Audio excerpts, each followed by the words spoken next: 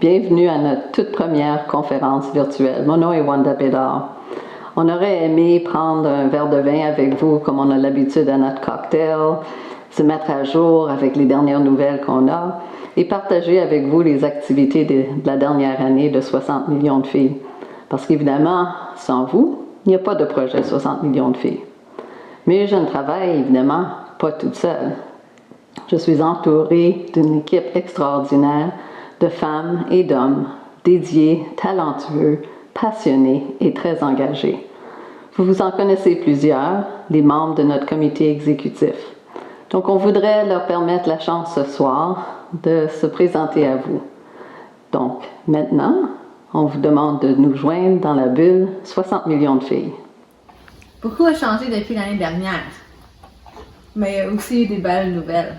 Bonjour, bienvenue à notre première conférence annuelle virtuelle. Venez voir ce qui se passe à la conférence annuelle. Il nous fait plaisir de vous revoir. J'espère que vous aurez du plaisir à participer à notre conférence virtuelle. Nous espérons qu'elle sera informative et inspirante. Bienvenue, très heureuse que vous soyez parmi nous. 60 millions de filles débordent d'énergie. Let's see what's happening. Bon dia, merci d'être parmi nous.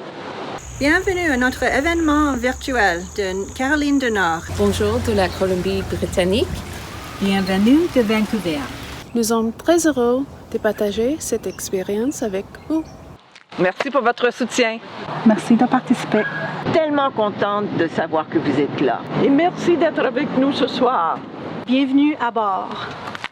J'espère que vous allez apprécier les moments que j'ai captés pour vous. 60 millions de filles est une fondation basée à Montréal, entièrement gérée par des bénévoles. De ce fait, nos dépenses sont restreintes au minimum. En fait, plus de 99% des dons reçus sont directement investis dans les projets que nous finançons. Et nous finançons des projets en éducation pour permettre aux enfants partout dans le monde d'avoir accès à une éducation de qualité. Les filles comme les garçons, les plus marginalisés, les plus vulnérables de la planète.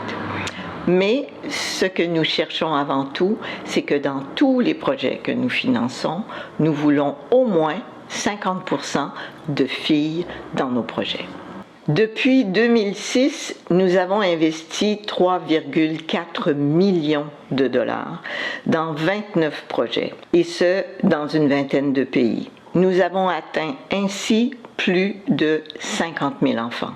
Pourquoi visons-nous les filles les plus vulnérables et les plus marginalisées? Premièrement, parce qu'elles sont souvent les grandes oubliées des plans d'éducation nationaux et internationaux.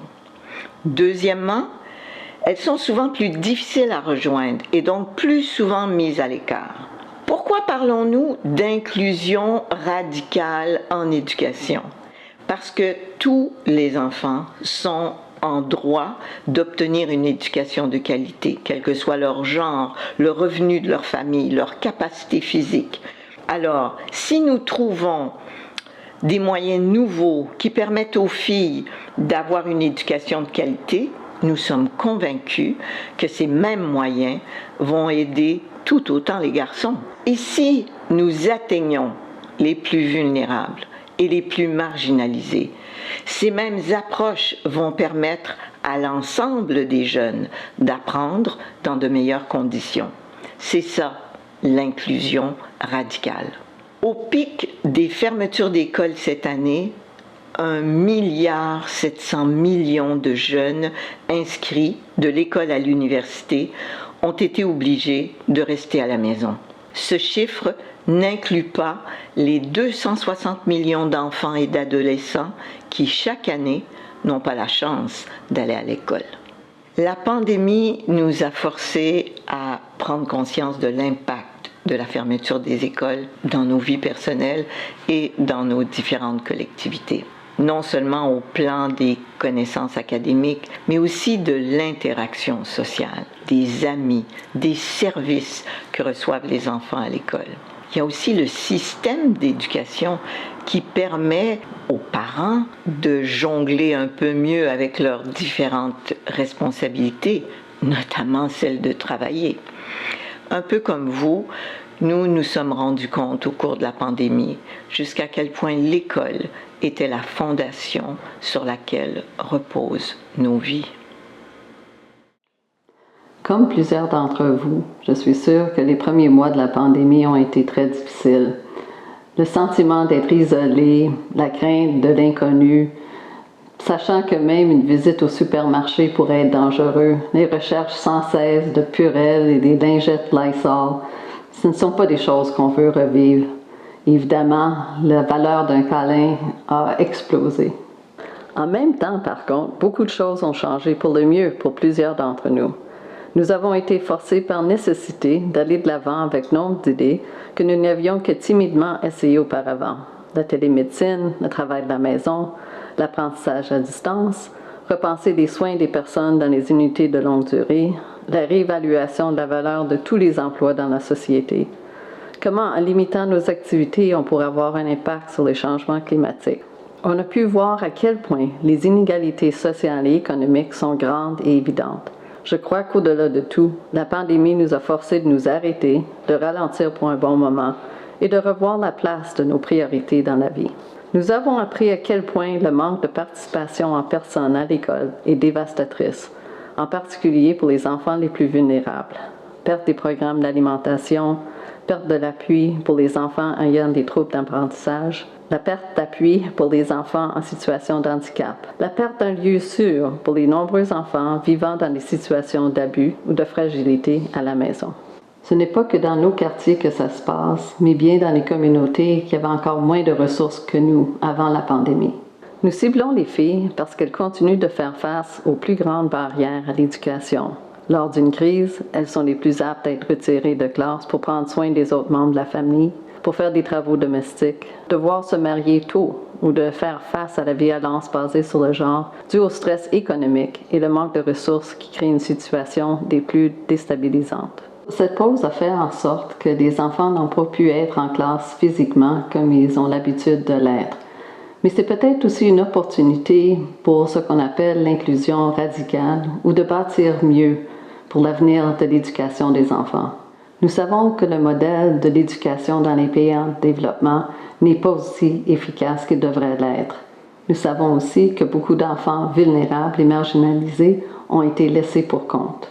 J'ai récemment entendu dire que notre quotient de créativité a explosé, par nécessité. Et la nécessité est souvent moteur de changement. Si nous pouvons trouver des solutions pour les enfants les plus vulnérables, nous aurons trouvé une solution pour tous les enfants.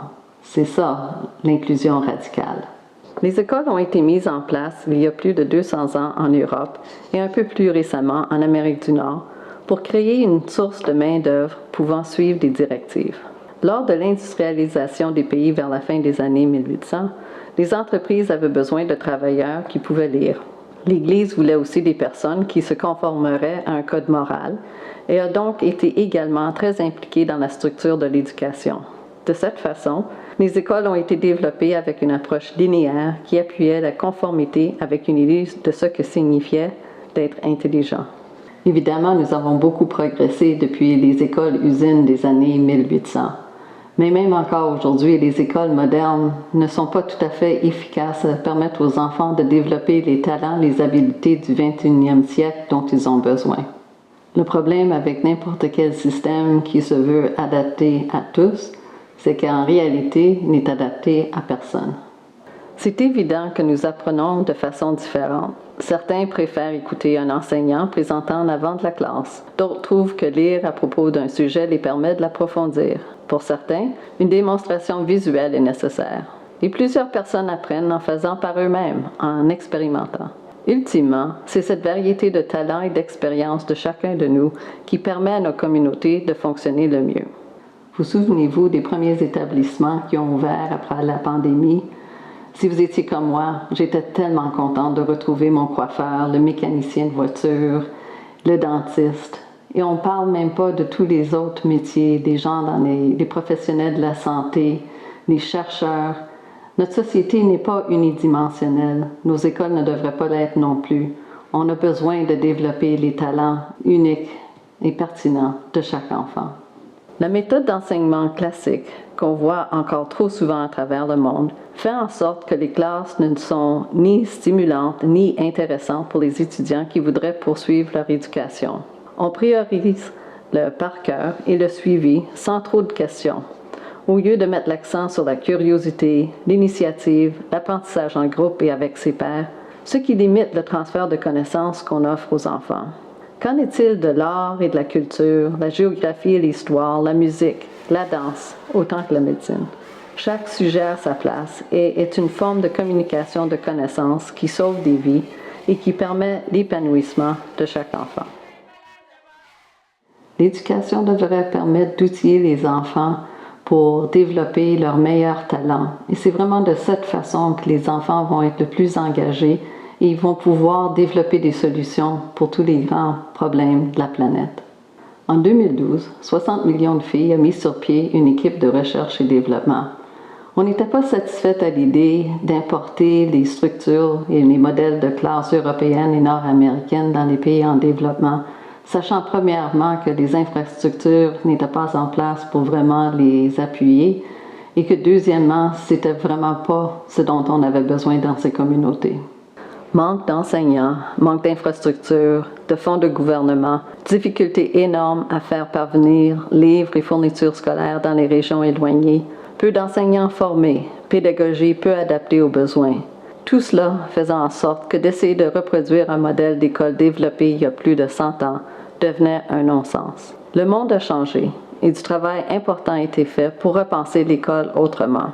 Au fond, c'est l'idée de permettre aux enfants d'apprendre comme ils apprennent naturellement et intrinsèquement, par des expériences, en essayant de faire des choses sans se préoccuper d'échecs. C'est d'être curieux, apprendre à leur manière d'une façon qui fonctionne pour eux. Ils apprennent également avec leurs amis et leurs pairs. Ils veulent apprendre des choses qui les aident et qui fonctionnent dans leur communauté. Ils veulent utiliser leurs talents particuliers. Nous avons beaucoup appris au fil des derniers 8 ans de recherche de chercheurs comme Sugata Mitra et ses expériences Hole in the Wall, du travail de développement de Salman Khan de Khan Academy et du modèle UDL, Universal Design for Learning. Ça a permis à 60 millions de filles de développer une idée, le modèle du laboratoire d'apprentissage mobile, ou LAM. Ce que Sugata Mitra a découvert et ce que nous avons vu dans chaque communauté où nous avons implanté le laboratoire d'apprentissage mobile. Les enfants apprennent d'eux-mêmes. Quand ils ont accès à du contenu qui les intéresse, ils deviennent motivés, engagés et développent beaucoup plus de confiance de soi. Le LAM est composé des éléments suivants. Un serveur appelé Rachel, sur lequel nous pouvons installer jusqu'à 1 gigaoctet de contenu académique. Nous ajoutons des tablettes de qualité et des écouteurs et un système solaire pour recharger le tout. Les tablettes se relient au contenu du serveur par le Wi-Fi, sans besoin de l'Internet. My name is Belina Peter. I'm in Form 2 from Mwedo Girls Secondary School. My name is Flomena Juvenalis Makwaya. I'm in Form 4. My name is Maria Lazaro. My name is Vivian Ipanoi. I'm in Mwedo Secondary School. I come from Gorongoro, which is almost 680 kilometers from Arusha town. My ambition is to become a mechanical engineer. In my future, I want to become a neurosurgeon due to the reason that in our country we have insufficiency of neurosurgeons. I'm studying business subjects and I would like to become the controller and auditor general after I complete my studies. My ambition is to become a neurosurgeon. My name is Gaspar Justin. I'm a teacher at Mwedo Girls Secondary School. Actually, this is a server storing online educational materials, which was meant to be accessed through internet, but Rachel is helping us to access these materials without internet connection. Which help us to get more information due to the reason that Rachel is used in the local areas that does not access internet. When we have insufficiency of book in class, we just search for these tablets. We use it to get more materials that are not even in some of the books that are in the library. It is more easier using the Rachel by finding more learning materials like past papers and even textbooks which are found through the Rachel. This device also can help me to attain my goal of being a neurosurgeon due to the reason that I will be able to access more things. Some of the English teachers, they use English textbook available in Rachel to interact with students on how to read. So we are able now to see different books, helped us so much because without them we couldn't be able to find these things. So we thank you so much. So we thank 60 million for making this possible and also for making it possible for our students to know the world through Rachel. Thank you. Ce qui nous intéresse le plus avec ce modèle est le fait que l'accès aux LAM augmente la confiance en soi et la motivation intrinsèque des étudiants. Ces étudiants que nous soutenons à travers le monde font face à tellement d'embûches dans la vie. Si le LAM peut leur donner le sentiment qu'ils peuvent s'aider en allant chercher eux-mêmes, facilement, les informations dont ils ont besoin dans leur vie quotidienne, nous croyons que le LAM peut diminuer le taux de décrochage et peut encourager tous les enfants, et particulièrement les filles, à continuer d'étudier de n'importe quelle façon que ce soit. There is something that education gives you that nothing else will give you. It's the way you think and the way you see things in life, to have much more opportunities in life, but also to fight against poverty. Because when you give someone education, you basically are changing not only his life, but the life of his generation. So you break the bonds of poverty with education. When I graduated from secondary school, I was introduced to computers, and I saw like a whole new world of opportunities too. I just saw that with a computer and internet I could learn anything I wanted. So I got myself into engineering. Anyone in the world, anywhere, if this person has access to information, whether it is through internet or any other offline server, that person can learn anything. He can develop any skill and progress in life. And I see that the future of education actually it's in technology. I don't see it going anywhere else. Technology. When you get to a community that doesn't have a library, usually kids are hungry for knowledge, for education. And when you show them Rachel for the first time, they, like for me, a new world of opportunities appears into their life, and they just want to have Rachel. And teachers also, many teachers would like to educate in a better way the kids, but in rural areas they don't have books, they don't have a library, so they don't have the resources to teach the kids in a better way. So Rachel has impacted the life of many people. What gives me hope is people investing in education, because if they want to change someone's life, they have to do it with education. Les filles peuvent aussi avoir accès à du contenu, par exemple, sur la reproduction et la santé sexuelle, qui ne leur est souvent pas disponible ou qui leur est impossible d'obtenir par cause de timidité ou de tabou. Ce sont des informations souvent indispensables pour leur bien-être et pour leur protection. Les étudiants apprennent de façon ludique et interactive de sujets pour lesquels ils n'auraient pas accès autrement.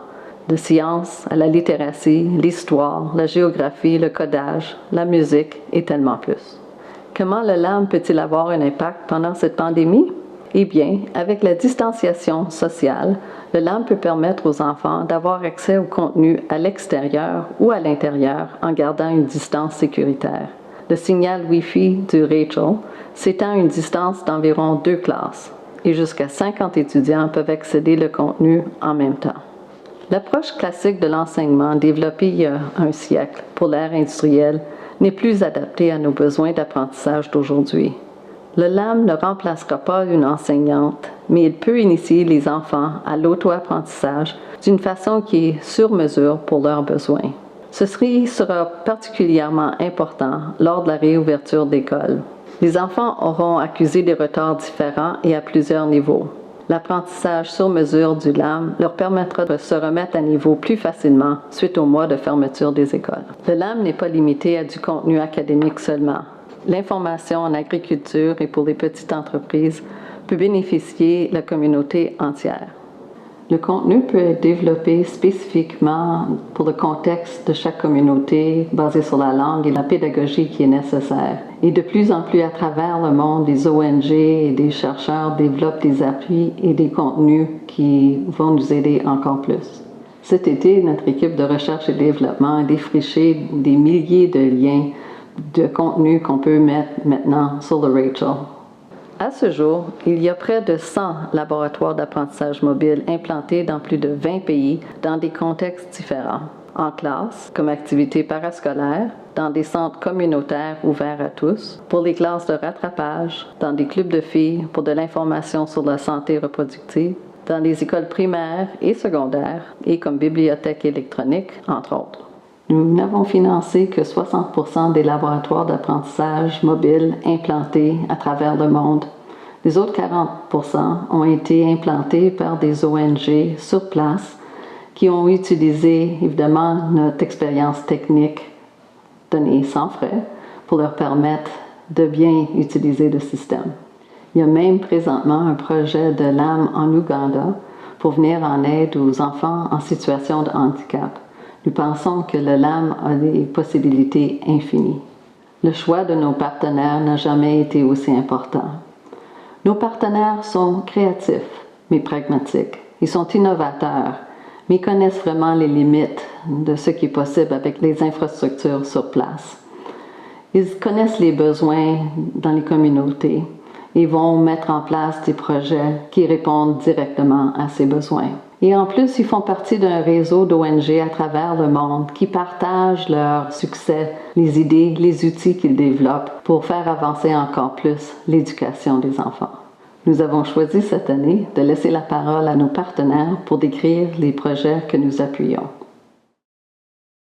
Our program in Liberia with the Girls Accelerated Learning Initiative, it's all about supporting young girls who have started late in school and to assist them to accelerate. We know for certain that overage girls, and what I'm talking about is 14, 15, 16-year-old girls in grades 1 or 2, we know if they're not able to succeed, if they're not able to advance, they will drop out.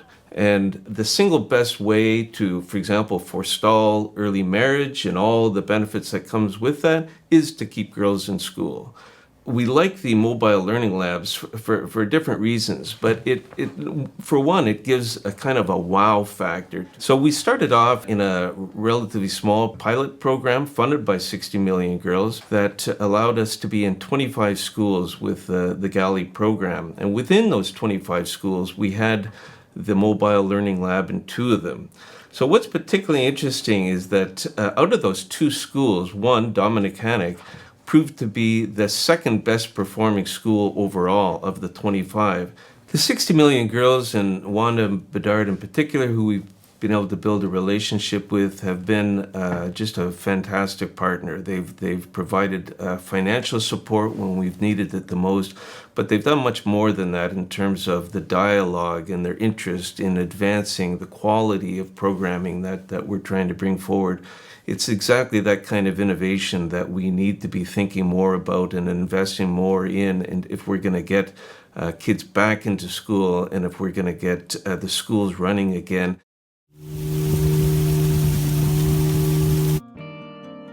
Le Bossawas abrite les peuples Miskito et Maenya indigènes, la population la plus pauvre d'Amérique centrale. Les communautés ici ne sont accessibles que par voie fluviale, à au moins 8 heures de la ville la plus proche avec des liaisons routières. Isolée et marginalisée des services de base par les gouvernements centraux et régionaux, la vie dans le Bossawas a ses défis. Le Bossawas a les taux d'alphabétisation les plus bas du Nicaragua, en particulier parmi les femmes et les filles. Les normes traditionnelles et les coutumes ont toujours défavorisé les filles, perpétuant l'inégalité des genres dans la maison, en classe et dans la société. Traditionnellement, très peu de filles ont fait des études supérieures en dehors de la communauté, obligées de s'occuper de leur famille, d'entretenir des fermes de subsistance et de veiller aux enfants. devenant souvent mère à un jeune âge. Mais les normes culturelles changent. Les nouvelles écoles secondaires de la région rendent l'éducation au-delà de l'école primaire accessible aux garçons et aux filles. Dans cette région isolée, le changement, la connaissance, l'éducation arrivent grâce à l'énergie solaire et la technologie. Il s'agit d'un contenu actuel de qualité, préchargé sur les plateformes Rachel où le Wi-Fi est limité ou indisponible. Dans le Bossawas, la technologie sur la rivière Coco apporte éducation et égalité. Face à la marginalisation, elle rapproche un peu le monde de Bossawas. CAMFED works to ensure that all girls get the opportunity to learn, thrive, and lead change. By developing mobile learning labs using remote area community hotspot for education and learning, or Rachel technology, we are improving the delivery of basic education for students in marginalized communities. And this we anticipate will raise students' curiosity, confidence, and self-efficacy. The project is led by young educated women in our CAMFED association who are committed to giving back to their communities. It is an opportunity for them to play a lead role in introducing technology in rural schools and increase young women's visibility, authority, and influence in their communities. Through our partnership with the Ministry of Education and World Possible, we anticipate that the mobile learning labs will become self-sustaining in our 10 partner schools. It will be a community-owned and led structure with members of the CAMFED Association and the school community, gaining the technical and entrepreneurial knowledge to support students stay and thrive in education. With access to the mobile learning lab in home and rural settings, it continues to put education and opportunities at the forefront despite the current barriers faced due to the pandemic. Avec votre aide, 60 millions de filles vont investir 300 000 $ dans les projets pour faire avancer l'éducation de ces enfants. Nous travaillons de près avec les partenaires et nous savons que nous allons devoir être flexibles avec les situations constamment changeantes de la pandémie. Nous appuyons toute organisation qui nous le demande. Nos informations sont bien affichées sur notre site web et on est toujours là pour aider les organisations, soit à l'implantation du laboratoire d'apprentissage mobile ou d'autres informations techniques, ou de faire part de notre expérience depuis maintenant presque 15 ans. C'est votre générosité qui nous permet d'appuyer ces projets et votre soutien nous permet d'aller encore plus loin et de partager ce que nous avons appris avec d'autres ONG, même ceux avec qui nous ne travaillons pas directement. 150 $ permettra l'achat d'une tablette de qualité pour permettre à 5 enfants d'avoir accès au contenu chaque semaine. 1 000 $ pour un système de chargement solaire là où l'électricité n'existe pas. 500 $ pour un serveur Rachel de 1 gigaoctet de contenu académique qui sera utilisé par des centaines d'enfants sur plusieurs années dans une région isolée. Toute contribution est très appréciée. Et vous saviez bien que plus de 99% de chaque don va directement pour appuyer les projets sur le terrain. Le plus le projet que nous appuyons, le plus que nous apprenons et le plus que nous pouvons partager avec nos partenaires et avec d'autres partenaires à travers le monde. C'est comme cela qu'on peut avancer le plus possible l'éducation des filles. Pour faire un don, utilisez le lien que vous voyez sur votre écran ou allez sur notre site web 60millionsdefilles.org. Merci d'avoir pris le temps d'être avec nous aujourd'hui dans ce moment virtuel. Si vous partagez avec nous l'importance de l'éducation des filles, n'hésitez pas à en parler à vos collègues et vos amis pour qu'on puisse faire encore plus.